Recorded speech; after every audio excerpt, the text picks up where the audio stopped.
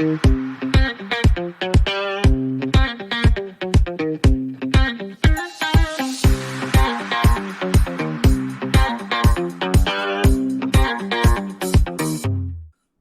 back, Devils fans. It is the best time of the year. It is opening night for the Devils. Hockey time! Hockey is back, baby, and I could not be more excited. I am your host, Chris, alongside Georgia, and welcome into another Devils Down Under. Georgia, how excited are you to get this season underway? Oh boy. Well, it's definitely been a long week of waiting. But we had the first game tonight and another game tomorrow. And I am so excited because also for me, it goes through my summertime. So like, not only am I getting the boost from it coming into summertime, but I'm also getting the boost from hockey. It's great. And my own hockey lessons have started again this week too. So what a great week all around. Wow, great timing. That's awesome. So we've got a lot to get into today. We're recording this right after the Devils home opener against the Detroit Red Wings, and we will get into that game here in a few minutes. But first, we have some weekly maintenance to take care of, and that is last week's Guess That Devil. Georgia, would you like to remind everybody what last week's clue was?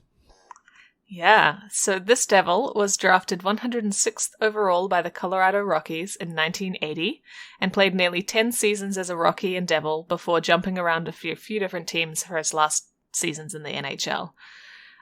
He had two brothers in the NHL, one of which also played for New Jersey and was on the 95 Stanley Cup winning team. All right, so I know the brothers. Mm-hmm. My problem is the two that played for the Devils, I believe, are either only a year apart or only 2 years apart. And I can't remember which one was drafted first. Or I should say which one was drafted in 1980 specifically.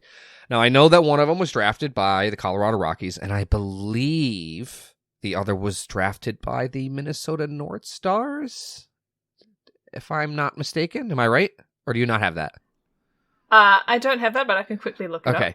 But anyway, while you look that up, I am pretty sure that the one that was drafted in 1980 by the Colorado Rockies is Aaron Broughton. Yeah, you got it. See, okay, good. Yes. Nailed it. So the other one is Neil Broughton, if I'm not mistaken. Yes, it and is. He also played for the Minnesota Devils. North Stars. Okay. So I was flip-flopping back and forth in this. I'm like, shit. I'm like, is it Aaron or is it Neil? I'm like, I know it's one of the Broughtons, but I couldn't remember which one was which. This was a good one because they're so close together in age and in draft year.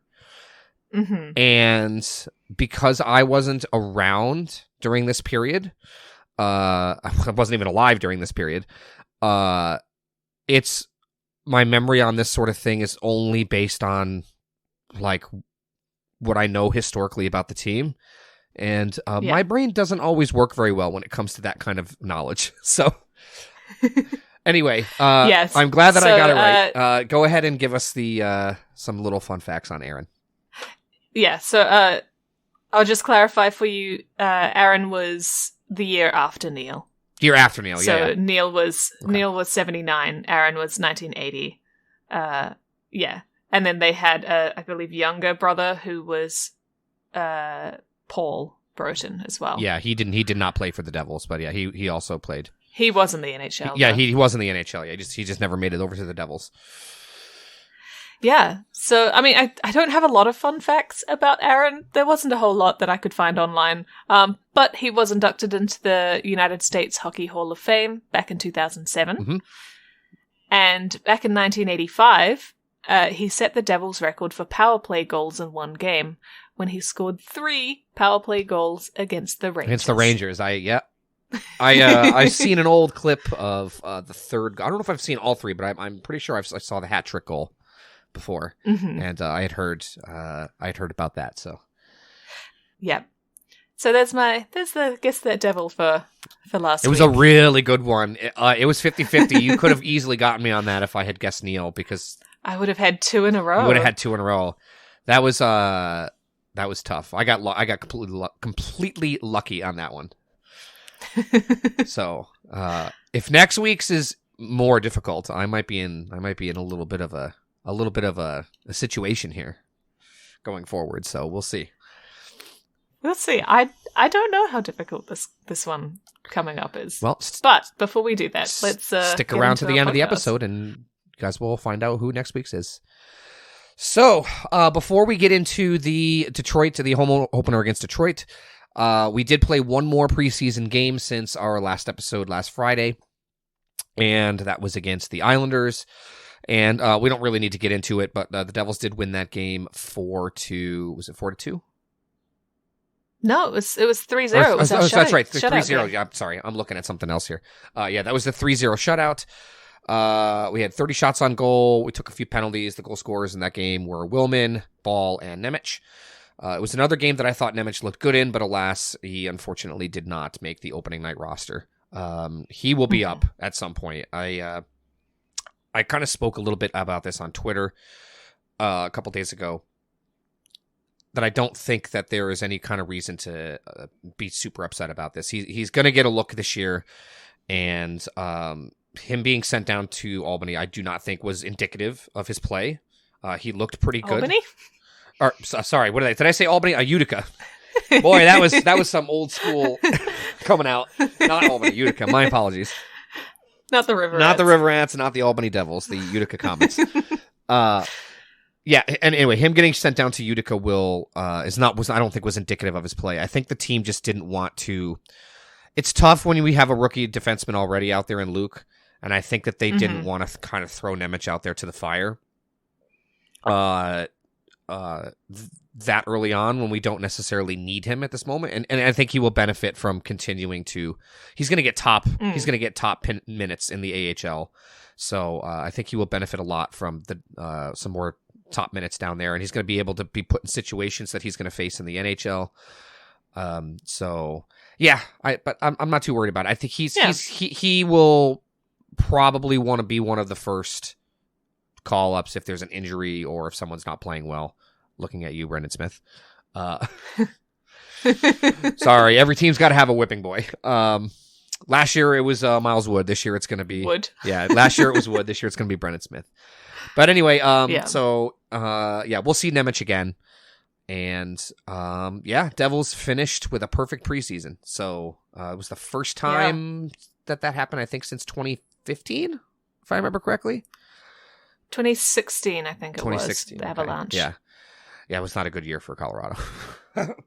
Let's not do that. Yeah. A lot of people were trying to say that means bad luck for the Devils, but we don't believe in that here.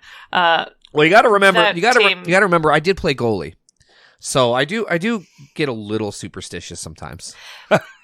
Yeah, but not in that. But not in this particular circumstance. No, not in that way. I think we just played well in the preseason. Today's game was interesting, though. Today's game was not great. No, it was. I mean, the Devils. So let's. They did the important thing, which was they won the game. They got the 2 points. But Detroit came out hard in this game, and we were pretty sloppy all throughout. The first period was by far the worst period that they played. The periods 2 and 3 were a lot better from a few areas, but it was still sloppy all throughout. They really weren't clicking, it felt like, most of the game. Like, there was just a lot of Lindy Ruff said it in his post game. He said that he felt like that each line was missing something. Felt like it was missing something, and I agree. Everything just fell off. The exception being Jack, Toffoli, and Bratt line looked fantastic. Of course.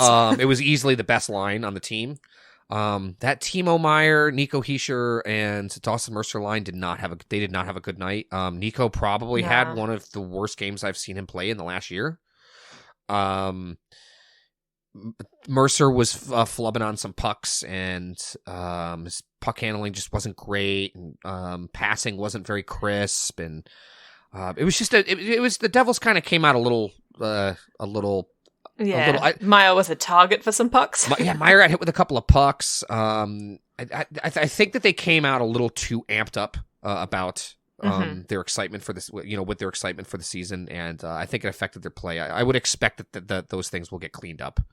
But they're not going to have much time because we have a quick turnaround. We got a back-to-back to start the season. We got another game tomorrow against Arizona. So, and they've got to pull it in quickly because those, like you said, those teams are going to be coming and playing hard against us because they're expecting a lot from us and they don't want us to win. So we're going to have a very interesting season ahead of us with everyone aiming for us. Yeah, and speaking of Detroit playing hard, we'll get into that in a minute because they definitely played us hard. But with that being said, there were some things that I did not like that I thought should have been called or should not have happened. So let's get into it. First period was, the first thing I have down here is it's sloppy. Like we said before, first period was bad. Yeah. At one point, the shot total, I believe, was 14 to 4 or 5. Yeah, they doubled or tripled us. Yeah, they had like basically tripled up on us at one point. I think to start the game, it was 6-0 on the shot count. The speed game wasn't really working out there. It just felt like everything was off. Every pass was a little off. Guys were slightly out of position. Bratt fanned on a couple of not in the first period specifically, but throughout the game fanned on a couple of shots. Yeah. Which is kind of unusual for Bratt. Yeah. Just an all around. Just seemed to overskate. Just an all. Yeah, exactly. They were overskating. Just an all around pretty bad period. The one positive to come out of this period is Vitek looked absolutely stellar all throughout the game, really, but especially in the first period. Which he needed. Detroit, to. Yeah, I think it was really important that he came out and had a really strong opening night. And although although there were 3 goals on the scoreboard, he played fantastic all game. I hope they went into that locker room at the end of the first intermission and apologized to Vitek because that game very easily could have gone into the first 2-0 or 3-0, I thought, in favor of Detroit. Agreed. Yeah, they ended the first period with 14 shots against our 6. Yeah. 6 shots. Yeah, not an ideal way to start the most hyped season in probably team history. Yeah. So it was a little concerning in the first, but I had wondered if maybe that was going to happen because of how excited they were and how much there's a lot of pressure on them. Even though it's not like a cup or bust year, there's still a lot of pressure on this team to take another step from last year. Mm-hmm. Timo also took a puck to the leg or his foot as well. So like at the end of the period, the camera was showing him limping down the hall back to the locker room, and I was like, "Oh no!" Yeah, I hope he's okay. I was having some bad omen vibes from that period. I'm like, "Oh no!" I'm like, Devils aren't playing well. Timo might be hurt. It's not good. It's not a good start to the season. Yeah. Thankfully, the rest of the game went a little bit different, and Timo was okay. He came back out, and he didn't miss a shift. He came right out to start the second period, so that was good. He probably just hit him in an unprotected spot, and guy's going to probably have a nasty bruise from it or something. So that was good to see. Jack Hughes, of all people, in this period, took his second period. His first of second, first of 2. First period. First period. He took one. It was his first of 2 roughing. First of 2 penalties. The first one was a roughing penalty. His first ever roughing penalty. He had 6. He's had 6 penalty minutes the last season, and this game he's got 4. So Lindy in one game. Yeah, Lindy made the joke in the post game that Jack has just basically disqualified himself from the lady bing, and this is just the new Jack Hughes. I guess we're gonna get in your face instigator Jack Hughes going forward, according to Lindy Ruff. But this was a weird one, and this is where I wanted to get into some of the things that I saw from Detroit that I did not like. And that would be. Well, first of all, this roughing I thought was pretty. It was definitely interference. Jack. So what had happened was, pardon me. What had happened was they were skating around the boards towards the back of the net, and I forgot who the who the Red Wing that was on Jack. But Jack was trying to play the puck along the boards, and he kind of felt the this Red Wing player kind of coming up on him, and he did move a little bit and kind of position himself so he would kind of hit him with like the back of his, not the top of his shoulder, but like the back of like where the back meets the shoulder, that kind of area. And so they called it a roughing, which I thought was a bit much. It was probably interference. I would concede that, but I mean, this is one of the softest roughings I've ever seen. It was Moritz Seider So it was Seider. Okay, it was Seider. All right.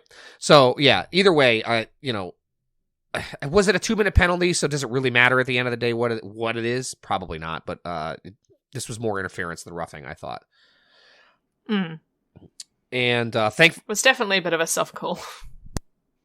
Oh yeah, for sure, it was a soft call, or at least a ticky kind of wishy-washy call.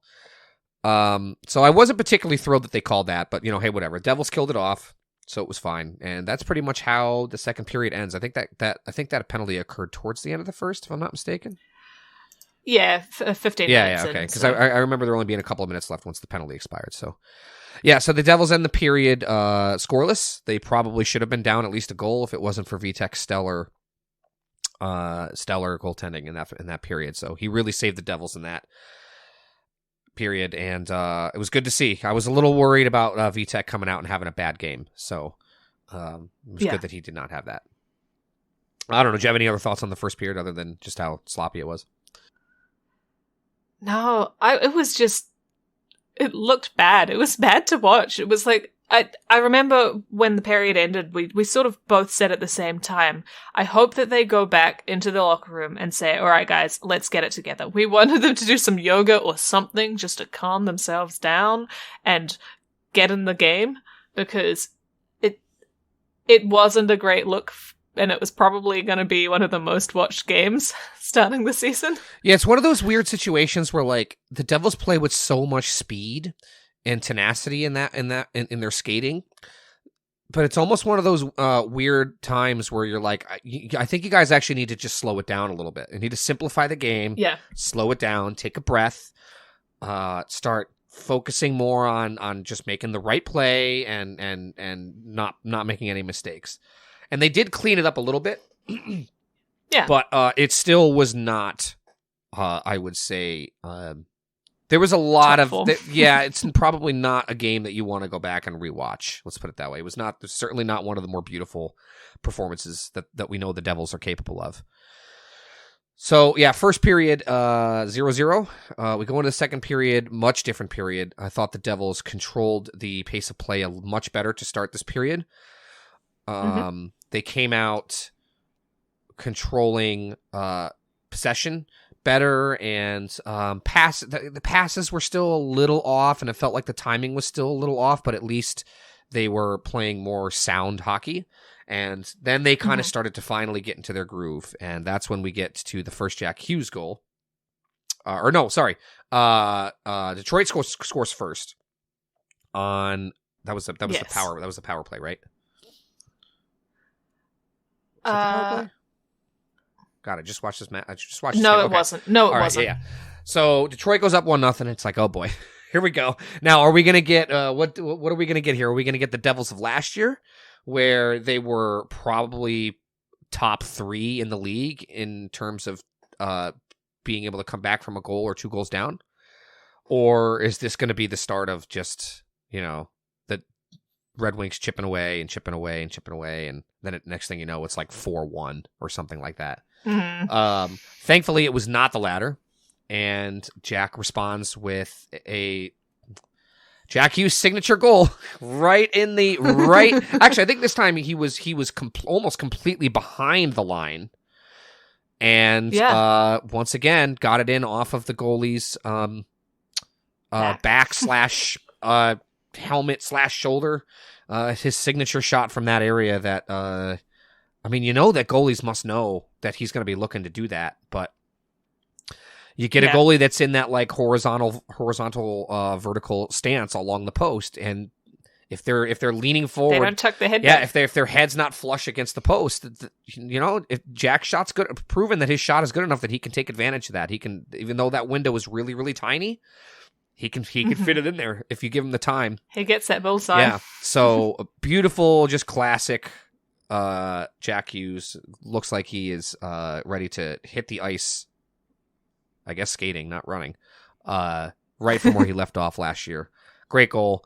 Yeah. And yeah. I believe that one was on the power play as well. Yes, that was a power play goal. That's the one I was thinking of. I was getting that one with the Detroit one confused for some reason.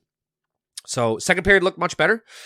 And then we got a second Jack Hughes goal in the period. And this is when I was going for, I was hoping for the Jack trick. Yeah, about 5 minutes later. Absolutely beautiful. He goes in and gets, he just gets a beautiful goal. Easy, just goes straight in there. Yeah. He skated right into Detroit's zone, kind of toe dragged right in front of the net, and beautiful shot. I think it was top corner, and he was skating away from net, and that shot. I mean, we had heard that from Lindy and some other people on the team that his shot looked better this year, which is kind of crazy to think about because he had 43 goals last year. So if his shot's even better, that's, I mean, we could be looking at a 50-goal scoring Jack Hughes this year. But that was my prediction. Beautiful shot. It was your prediction. And so far, he's on pace for more than 50. So, beautiful shot. Jack is just, he's such a joy to watch. Like, even when the team is not playing well, Jack is still like the highlight show. Like, he is just so, his skating is so good. His vision is so good. His passing is incredible. His shot has gotten leaps and bounds better from where it was when he was drafted. And his two-way game is getting better and better. Kid is a superstar in this league. I know, well, when you're in your mid-30s, everyone's a kid. Everyone in their 20s is a kid. So everyone in their early 20s anyway is a kid. So, Jack is just such a, he's easily, and I don't think it's not even close, easily the most gifted and talented player this team has ever had in terms of, at least in terms of skaters, Yeah, sky's the limit for him. Loved what I saw out of him in the second period. Once again, the Jack, Toffoli, and Bratt line was the best line. I mean, they were the best line all night, but they were, it was no different than the first period. Once again, not a great period for Nico. I thought Timo looked okay. He had a couple of chances. Detroit's goaltending was really good tonight. Despite the 4 goals, which one of them was an empty netter. I thought Husso for Detroit looked really good. I mean, by like the 10-minute mark of the third period, I felt like the Devils could have easily had like 5 or 6 goals. We did have some great opportunities. Yeah, and Timo had a couple. He looked okay. Mercer was one of the ones that had another pretty rough period. Again, he looked a little off.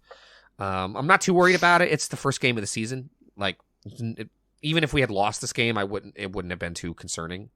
It would have been disappointing, of course, but it's not like I would have been, setting the place on fire over it. So, Toffoli also had a good couple of shots on goal in the second as well. Toffoli had a really good game. He just didn't, he just couldn't bury one tonight. Didn't finish. Yeah. That second line looked just as dynamite as they did in the preseason. So, and I'm not too worried about the rest of the team. They'll shake off the cobwebs and the jitters or the hype and get down to business. So, yeah. Like we're talking. We're not actually concerned about any of this. It was just a mildly disappointing thing to see for the first game. But it was also not unexpected, and we're thinking obviously this won't continue for too long going forward. Yeah, I mean, now for the second. No, go ahead. Go ahead. I was just going to say, for the second, we did outshoot Detroit, 15-11. So yeah, much better period. That shows how much better it was. Yeah, much better period from shot generation and zone entry perspective. And surprisingly enough, despite the fact that the Devils did not have a very good game for their standards, some of their advanced stats actually were pretty solidly in their favor, especially for expected goals for. Were handedly in the Devils' favor. So I mean, so that tells you that when a team has a high expected goals for, or at least a higher than their opponents to that degree. It tells you that they probably should have had more goals than they did. But again, Husso had a good game despite the loss. So it's certainly, I don't think you can blame the loss on him. Both goalies were really good in this game. And then we move on to the third period. This period was kind of all over the place, especially in the last, I would say, like 10 minutes or so. It was getting a little. The whole game was sloppy, but the third period was sloppy, and like there was a lot more. It was kind of more back and forth. It felt like the pace had kind of picked up, and so then some of the mistakes that the Devils were making were kind of getting exposed a little bit, But Dougie gets a goal in the period, so I know you were happy to see that. And yeah, it was kind of a quintessential Dougie goal, just from the blue line. One time, was it a one time? I don't think it was. It wasn't a one timer, but it was a snapshot. But it was a good quick shot from the blue line, as Dougie does. Dougie's got a great shot. It just goes straight in. Yeah, when it goes in, it goes straight in. Dougie's got a great shot, and his celebration was hilarious. Oh yeah, he just kind of lifted one leg and then brought his arms up and was kind of like saying "Bring it on" to the crowd. Yeah, it was great.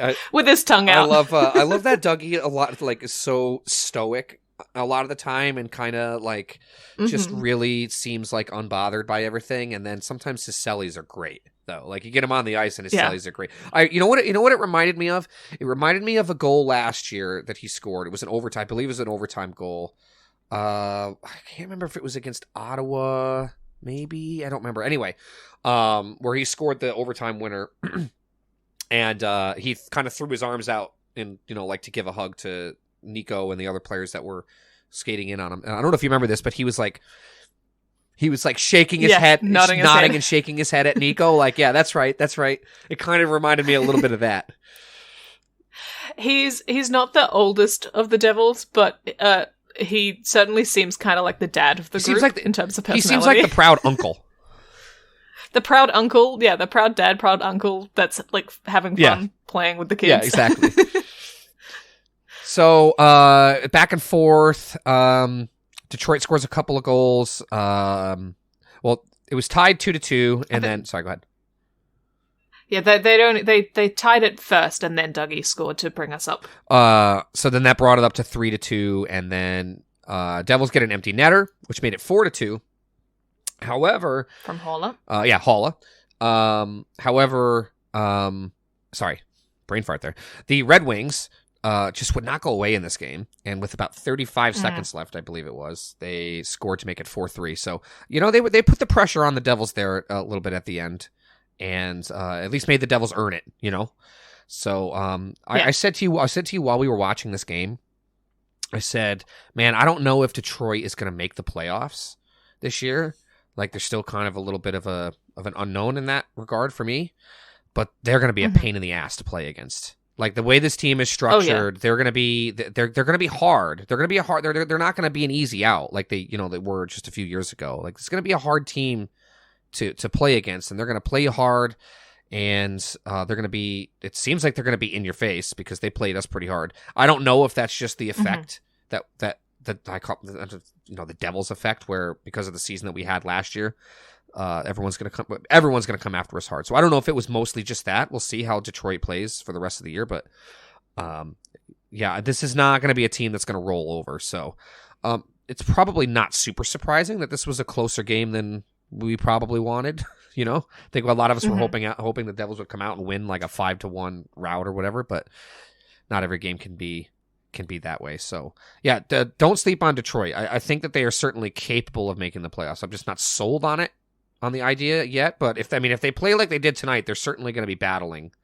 They're going to be playing meaningful games all the way through, I feel. So yeah, and once again, they outshot us in the third period. 10-6. So yeah, we had a pretty still not offensively. Great. We had a pretty anemic period in terms of. Yeah, I don't know if that was necessarily the plan or not, but yeah, the third period kind of mimicked the first in that regard. So yeah, I mean, another notable thing that happened in the third was Jack got his second penalty. it was a slashing penalty on Jack Woolman, about not quite 10 minutes into the period, and that caused the tie goal from Sprong. Yeah, the tying goal from Sprong, and it was a bad penalty from Jack. Yeah, so this is he knew better. This is where I wanted to get into some of the issues they had with this game. It was absolutely a bad penalty for Jack to take. I agree, and I think he knows that he can't take that penalty there, and I wouldn't expect to see that out of him going forward. It was a very strange night for Jack in that regard.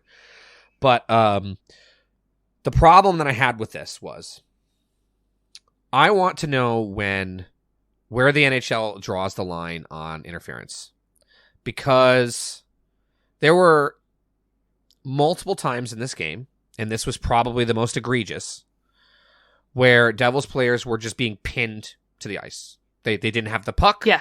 They didn't. They weren't active on the play, or they were no longer active on the play, and they were just being held down for 2, 3 seconds, 4 seconds.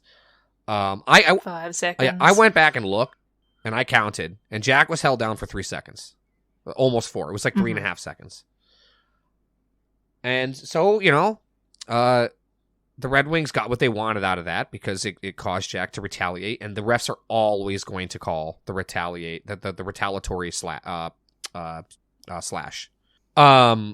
They're always going to call that retaliatory slash, and I understand that, but I don't know. This game was frustrating to watch because that happened multiple times, and it's like, okay, at what point are you quite literally preventing? I mean, interference exists as a penalty for a reason, and I can't think of a bigger interference than holding a guy down to the ice when he is not in possession of the puck and not active on the play, just to keep him out of the play. Yeah. I understand that it happens in every game, and the NHL has historically allowed a couple of seconds, but I don't know. It gets frustrating. In this game, it felt particularly egregious. Yeah, this particular one as well felt particularly egregious, and I completely understand why Jack got angry at it, and why he retaliated. Obviously, he shouldn't have drawn that penalty, but I can understand why he got frustrated, because it was a very long time, and it wasn't just a case of, someone's kind of holding my arm or my jersey, whatever, to try and hold me back, getting a bit close that way. He was basically being sat on the ice for several seconds. And it clearly wasn't that the Detroit player didn't have time to get up. He totally had time to get up. That you can see them get up within a split second when they go down like that. This was Jack kind of being sat on the ice for 3 seconds before the player kind of slowly got himself up and was like, There was another one. There was another one right out of the face-off circle earlier in the game against Holla. After the face-off, and the puck had kind of gotten jammed up underneath Holla, and one of the Red Wings players was just holding, basically in the same exact way, just pressing down on him on the ice. And I get that that's slightly different because the puck is involved, but come on, he was holding him down for 5-6 seconds, and it's at what point, it's. And Holla clearly couldn't get off. He had his entire stick pressed all the way against Holla. He was basically just laying flat against the ice at that point. I understand that it happens in almost every game to some extent, but like I said, I don't know. It just felt really egregious in this game, and I don't know if that's just Detroit's strategy or what. But it was getting to the point okay, what is going on here? Come on. And I want to be clear with this as well. We're Devils fans, but again, if we saw Devils players doing that for the same kind of length of time, we would be sitting there going, "Come on, guys, get up." Well, I mean, if they're not getting called for it, I'm not going to sit here and say that I wouldn't be chuckling. But I could totally understand why fans of the other team would be pissed off about it. Yeah, I would be chuckling, but I also would be sitting here going, "Get up," So yeah, Devils eke out a 4-3 win in this one. I will say that they were the deserving, I think, team to win in the end. I do think that when all was said and done, they were the better team. But it was not one of the Devils' better performances, and I think they're going to look to improve a lot tomorrow on this game. And one of the big ones today was the face-offs were rough. Nico had a bad night in the dot. Like there's no other way to put it. I think he ended. I've pulled it up. 33%. He got 8 out of 24. Yeah, because I say the last I saw, he was 7 of 21, and I think he won one more face-off after that. So yeah, yeah. No, horrible night for him in the dot. Face-offs need a lot of work. This team finally felt like it started to get over the face-off hump last year, and I would again. I'm not gonna make any assumptions off of one game, but I hope that they're not going to trend backwards in that direction, because that was nice to see that. Because for a long time, it just felt like the Devils were just historically always bad in the dot. And I shouldn't say always bad in the dot, but like the last, all throughout the rebuild, for understandable reasons. You don't generally have very good center depth when you're in the midst of a rebuild. But it felt like for a long time that the Devils were atrocious in the dot, and I would hate to see all that progress made in that area last year, only for it to take a step back. So, again, just one game. Not too worried about it yet. It's slightly strange when Jack, who isn't, well known for his face-off wins, has a higher percentage in this game than What did he end at? 38. Yeah, so, I mean, they're actually... Still close, but... Sadly, actually a little bit more on par with his career numbers. But Nico has, the last few years, been a pretty good face-off guy, so I'm sure that he will work hard to make sure that he doesn't have another bad night in the dot like that. But not a great night all around for the Devils, but they still find a way to get the win, and that's actually usually a sign of a pretty good team. A few years ago, the Devils would have lost this game 5-1 or something. They would have lost, and it wouldn't have been close. Good teams find ways to squeeze wins out of bad games, where they're not playing well. And the Devils did do that at times last year, but I think they're going to probably have to rely on that a little bit more this year. Not necessarily because they're going to have more bad games, but because teams, they're going to play harder. Yeah, we're kind of a target now, so you're going to have to be able to find a way to win those games that you're not particularly, that everything's not going your way. There's going to be less games this year where the Devils just have their way the whole game. That's not going to happen as often. The league, I think most teams, particularly in the East, have gotten at worst marginally better in the offseason. So, like I said, I don't think that it's something that needs to be we need to be concerning ourselves with it yet. It's just good to see them win a game that they didn't play their best in. Yeah, definitely. Especially considering what happened last year when we lost the first few games. Oh God, I was a little worried about that. I'm like, Lindy gets his nice stick taps at practice today for signing for his new contract, and gets a nice ovation during player introductions and staff introductions before the game. And I was like, we got all these good vibes and all this good energy and excitement. And I'm like 15 minutes into this game, I'm like, shit. I'm like, if we start this season off like we did last year again. And you just know that we had all eyes on us for this particular game because it was the first game and there's such high expectations that if we had lost this game, tough boy. Loss. It would have been a tough loss. Twitter, X, and Reddit, and everyone would have been saying, the Devils are overhyped, all of that kind of stuff. Especially after the undefeated preseason, because, there would have been the memes of, see, here you go, the undefeated preseason curse in effect. Yeah.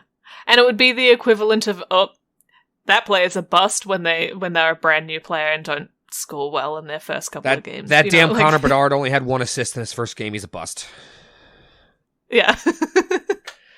I know, we were joking about that when we watched that game, and I said, he hasn't scored in the first period. That's it. Bust. Can't be a good player. Obviously, total joke. Trade him to Jersey for a 3rd-round pick and a bag of pucks. That's it. But anyway, despite the rough game, the Devils come out of it with 2 points, so I will take it. It's a good way to start the season. The Devils are 1-0-0 to start the year, which is good. VTech looked good, so that's Yep. good. Obviously, Schmidt hasn't played, but he had a good preseason, as did VTech. So hopefully, the one big concern that most people have penciled in for us this year, which is goaltending, will not actually be an issue this year. And so far, looks pretty good. So we might be able to see that comparison tomorrow, considering it's a back-to-back. So I'm assuming Schmidt will probably be the startup. Yeah, I would imagine Schmidt is starting tomorrow. It's very rare to start the same goalie on back-to-back. So, yeah. Speaking of which, we did mention the Lindy contract. He literally right before the season starts, the team finally announced that the New Jersey Devils and Lindy Ruff have agreed to a new multi-year extension. Assuming it's probably 3 years. Obviously, it's not come out yet. That's my guess, too, is 3 years. Both the team and Ruff were pretty quiet about the details of the contract, and someone did ask him about it earlier in the day, and he said, I don't really like to discuss the details of my contract, which is fair. So, we know it's a multi-year deal. I agree. It's probably 3 years. That's kind of it seems like a pretty standard head coach extension number. You see a lot of 3-year extensions. So either way, it's official. Lindy is now no longer on the final year of his contract, and we will have him for presumably at least the next 2 years, barring some kind of catastrophic outcome this year or next. So congrats to Lindy. Well deserved. He went from fire Lindy to Lindy. Sorry Lindy to hire Lindy. So yeah, no, it's good to keep him on. And it looks like one of my predictions from earlier, one of our first episodes, is probably not going to come true. That I said that this might be Lindy's last year, and doesn't seem like that's the case. Yeah, I think Lindy gets a lot of shit that he doesn't necessarily deserve. I understand the frustration with him sometimes with he can be a little chaotic with the lines and can tend to move guys around the lineup and all of that, but I honestly would rather that than a coach who just doesn't adjust at all and just keeps trying to force the same thing game in and game out. I mean, I think, Lindy's not a perfect coach, and is he the best coach in the league? No, but he's a very good coach. He's had a very long career, successful career, and I think he gets more. I think he gets more shit than he really deserves. I think he's a very good coach, and and I have a feeling he's going to change up the lines. Yeah, I feel like he's going to change the lines a little bit less this year, given that we've got a little bit more of a solid core that we kind of know how well they work together, and as long as they keep doing what works, he'll probably keep them roughly the same, with some minor changes. Yeah, I still have some questions about that top line, based on the top line and also Holtz. Well, that's what I mean. Should Holtz be there? Should it be Mercer again? Based off one game, you can't really make any presumptions or assumptions on that. But there's still some question marks as to, is Holtz going to succeed in a third line role? Can Timo, Nico, and Mercer find some chemistry together? We'll see. It's a very long season, so at least Devils could start off with a win, and we can talk about these issues in peace, knowing that the Devils did not throw a complete stinker and a loss out there tonight. So, yeah. Another game tomorrow, but you won't be able to watch that game because you'll be away. So I'm going to have to take some notes and tell you my thoughts. So we'll see next week how well I'm able to talk about that game. Yeah, unfortunately, not unfortunately, I'm looking forward to it, but I will not be able to see watch the next Devils game tomorrow against Arizona because I'm going to Vermont for a little weekend getaway with some friends. So I will. Oh no, how horrible. I will be relying on you for updates and analysis on the game. So take notes, because I'll be asking questions. Yeah. I'll watch the highlights, of course. To do my best. Yeah. So, that's pretty much the week. We had a little bit of a gap there between the preseason and tonight, so wasn't a whole lot to talk about in terms of games. But we did decide, we normally record a day prior, but we decided since the opening night was on Thursday, we were like, well, let's just record right after the game, and then we can include the first regular season game in. So The only thing left that I feel like needs to be discussed is the NHL's decision to ban Pride tape on the ice. And when I say on the ice, it is not just in games. It is in warm-ups and practice. And we don't really know what the intention... intention is not the right word. We don't really know what the intended punishment for that is yet. I have a lot of thoughts on this. And I could probably do an entire podcast on this, and I don't feel that is necessary, nor do I think that is something that we need to do. But I do feel like that this is a huge step back, given the circumstances around it, and I am not someone that identifies with, like, I'm not a part of the LGBTQ plus community myself. So I do sometimes feel like I don't have, that I'm not really in a position to speak on this. However, there are other people that are. And so with that being said, I will leave the floor to you to speak your thoughts on this and why you are speaking your thoughts on this. And, Yeah. So we put this down because I said I wanted to talk about it. And now I'm sitting here shaking because I'm very nervous and I have tears coming to my eyes. So I apologize if my voice sounds really wobbly right now. But I am a member of the queer community. And this does have a huge impact on everything. And me being part of the queer community wasn't necessarily going to ever be brought up in the podcast. It doesn't play a huge role in my life, in the way that it does in some other people's lives. It hasn't impacted me in the way that it does impact other people. I am very privileged with that. So I have a limited amount that I can speak to this as well. But I am part of the queer community.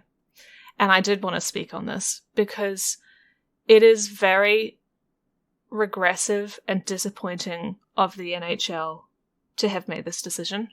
Gary Bettman to have made this decision.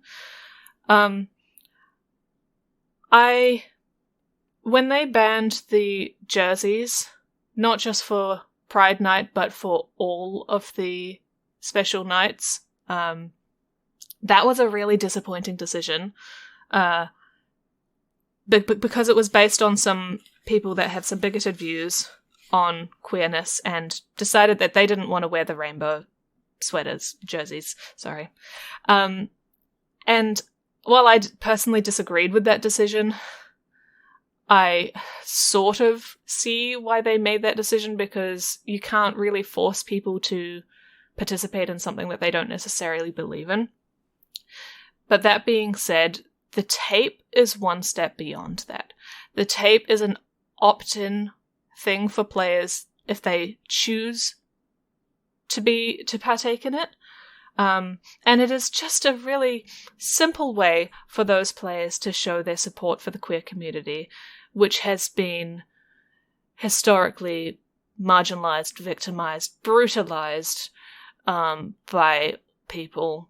And it's just a way for players to be able to say, hey, I see you. I'm okay with who you are. You're safe around me, and you're safe in this league. And now that the league has banned the players from being able to express that, in the way of by just having rainbow tape on their sticks, like, it's not scary. Rainbows aren't scary. It's just really disappointing, to be honest.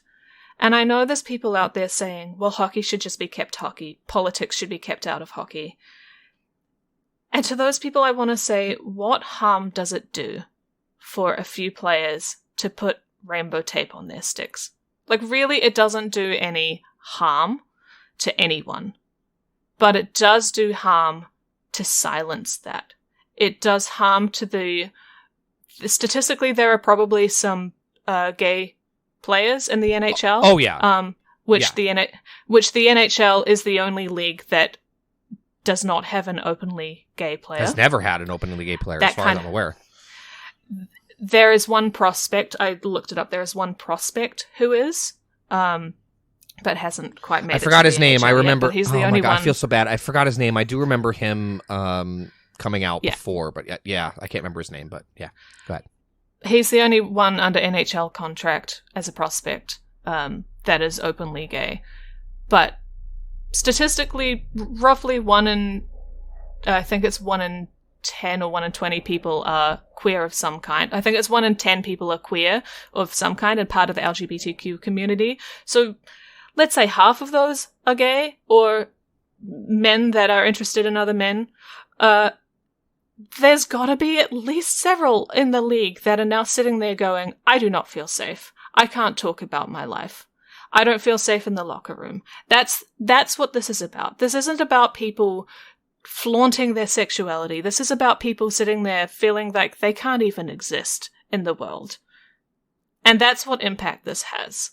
I'm sorry if my words are kind of all over the place, because it does make me very emotional. No, I don't apologize. I understand completely why it does. I mean, I wanted to read to you part of a statement that Bettman made about this. Mm-hmm. And he says a whole hodgepodge of things, but the one thing that I wanted to phone in on was he said, but we also have to respect some individual choice, and some people are more comfortable embracing themselves in causes than others. And part of being diverse and welcoming is understanding those differences.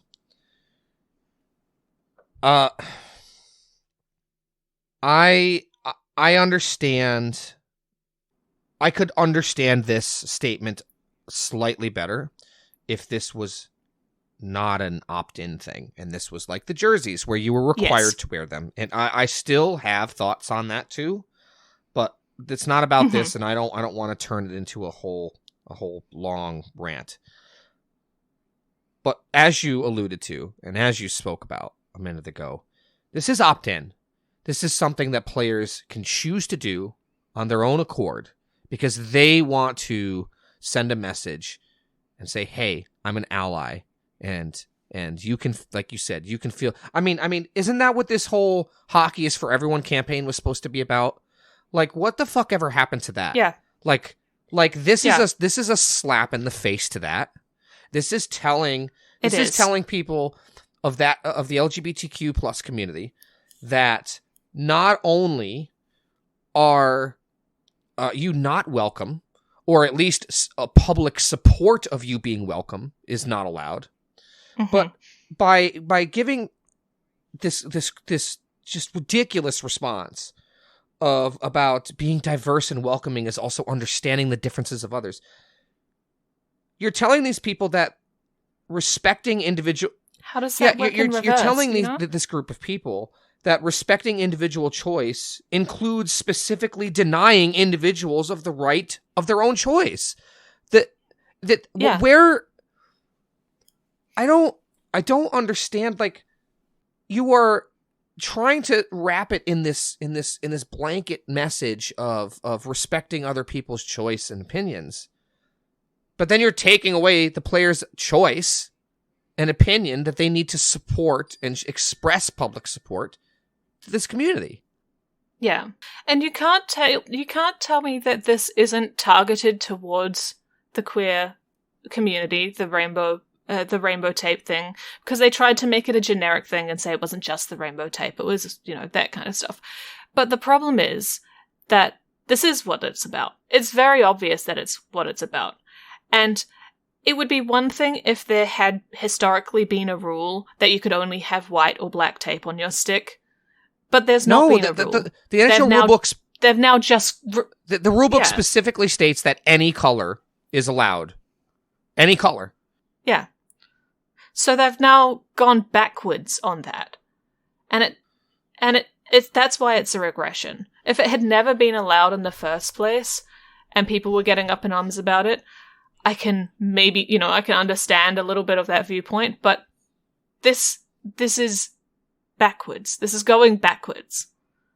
And I'm going to make this clear. I understand that people have different belief systems, and I'm not targeting any particular belief system here because it comes from all sorts of different places.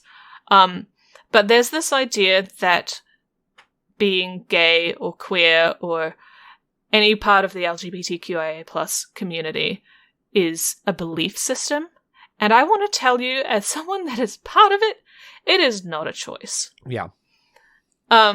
So you're trying to pit up someone's personal beliefs against something that's inherent to people. That doesn't add up. Yeah. And another point that I want to make is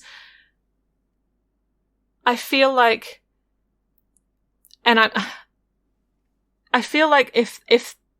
let's put this into perspective. If the NHL had banned players from being able to wear cross necklaces because some players were strongly atheist or of different religions and did not like Christianity, everyone would be up in arms about that and saying, no, I have a right to show my support for my religion. I have the right to show this kind of thing. And it just feels completely unfair that it's happening in reverse. Yeah, you know? I mean it's disingenuous at best. At best, it's disingenuous. It is, yeah. And at worst, it's straight up malice. I don't know what else to say on this other than do better. The NHL, Gary Bettman, the owners, the NHLPA, do better. You need to be better. You need to do better. And this is not how you tell people that hockey as a game is for everybody. This is not how you send that message. Yeah.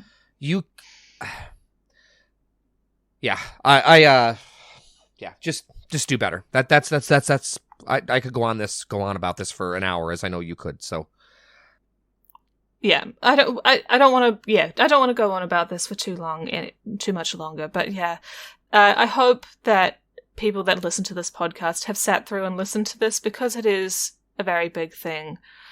But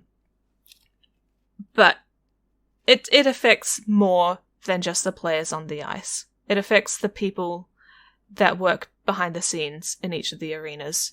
It affects the fans. Especially from the fan side. If you're trying to grow the game, this is in complete contrast to that goal. This does not help achieve the goal of growing the game because you are telling a not insignificant number of people that watch your product or are interested in your product that we can't publicly support you. But you're still welcome. Also, Also, and very surface level here, but the NHL loves money, right? They love to sell merch. And guess what? Gay people and queer people love to buy rainbow merch. Come on, that's a big reason why they did the rainbow jerseys in the first place. Of course, it's showing support, but let's be real. We live in a capitalist world, a capitalist society. There was obviously money motives behind that as well. Or at the very least, exposure goals behind that. If you are not homophobic or bigoted, but you just are sick of seeing the rainbows everywhere, I can sort of understand that. I get it. There's a lot of them. But it's not doing you any active harm, and you can just kind of turn a blind eye to it. But it is doing active harm when you ban it. So just do you think this gets reversed? I think this gets reversed at some point. I think that the backlash. You know what I think happens? I think players start. I think when Pride nights start coming around, I think players just openly violate this policy. Not league wide. It'll probably be a small handful, but hopefully there's a few stars in there that do it. But I don't think this stays. Yeah. I think the NHL eventually reverses course, which is it's stupid because they should have. We should have never even been in this situation in the first place. But leave it to yeah. There's a common phrase on in the hockey world called, or that goes, best sport, worst league.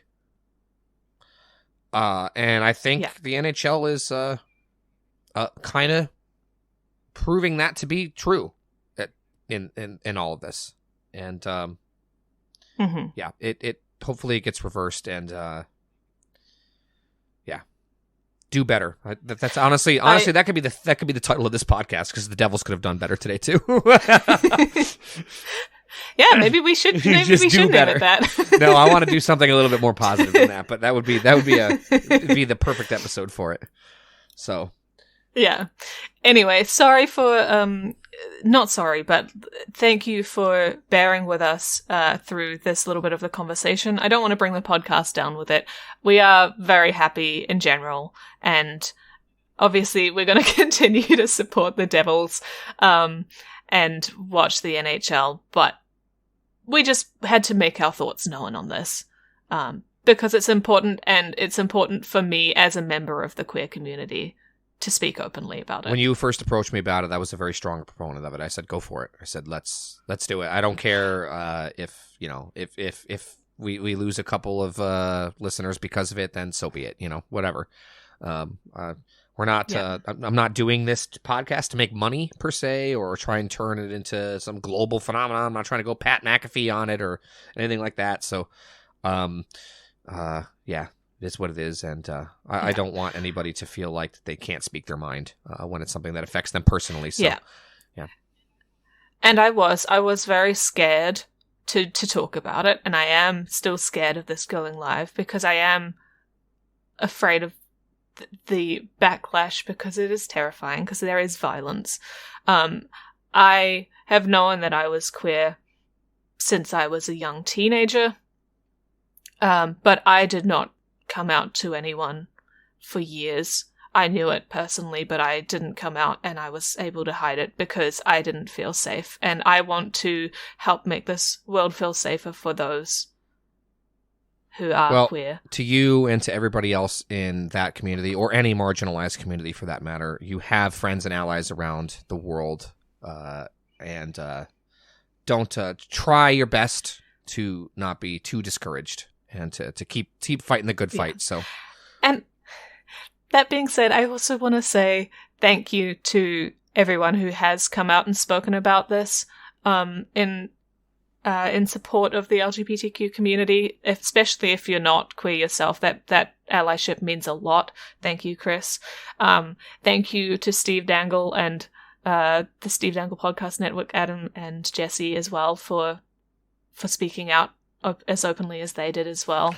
32 Thoughts, Elliot Friedman and Jeff Merrick were both vocally against this as well. I mean, I feel like most of the hockey community is pretty vehemently against this. Yeah. So, and let's just say I went out and bought some rainbow tape, and I will be sporting the rainbow on my stick now. So, thank you for those of you still listening. Thank you for sticking it out. It's important to a lot of people, and we will close out the show on a little bit more uplifting note with next week's Guess That Devil. And we're about to find out if you're on the verge of getting me again. So hit me with it. I don't think so with this one. I think you'll get this one, but we'll see. This Devil was drafted 89th overall by the Buffalo Sabres in 1988 and played 2.5 total seasons with the Devils. 1.5 at first, and then came back a few years later for his final season. He is one of 30 members of the Triple Gold Club. Do you know what that is? I do know what the Triple Gold Club is, yes. Okay. Is that it? Yeah, that's it. I have more, but I don't think I should say more. Okay. Well, you might have gotten me on that one. I'm going to have to think about that. Jeez. I'm going to have to think about who's in the Triple Gold Club.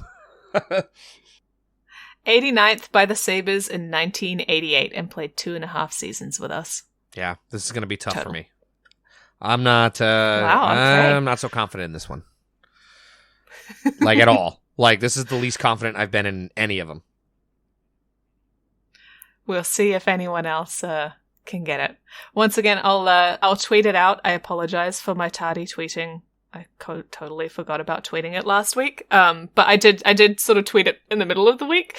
But yeah, I'll tweet it out so you can have a read of it. All right, sounds good. We will. You can tweet us your. Once that tweet goes out, you can of course tweet us who you think this week's Guess That, or next week's Guess That Devil is, and you can also email us at devilsdownunderpodcast@gmail.com.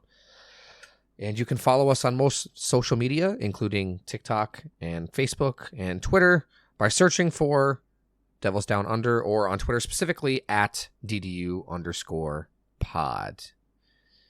And with that, unless you have anything else, no, we will see you guys next week.